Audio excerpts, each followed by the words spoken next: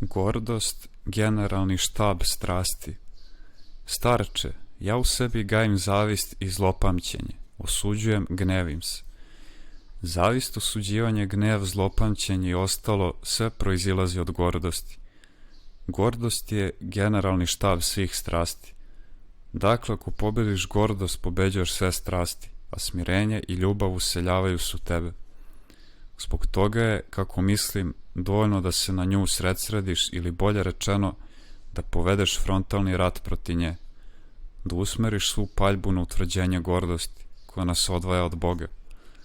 Vidiš kada neprijatelj ratuje protiv neke države, najviše snaga usmerava da razori njen glavni grad.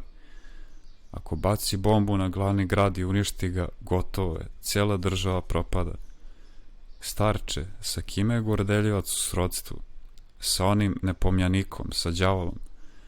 Mada lakše je nadvladati đavola nego li gordog čoveka, jer demona ćeš pokoriti ako se smiriš, dok gordeljica, čak i da se smiriš i zatražiš oproštaj, nećeš privoleti, reći će ti, samo se pretvaraš.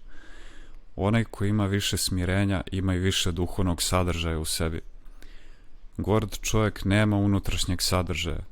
On je kao nezreli klas koji stoji izvijen u vis, dok zreli savija svoju glavicu ka zemlji.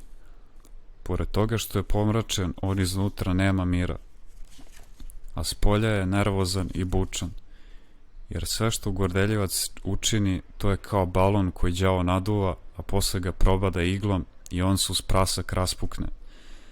Gordost je beščašće, to je strašna stvar, jer je i anđele pretvorila u demone.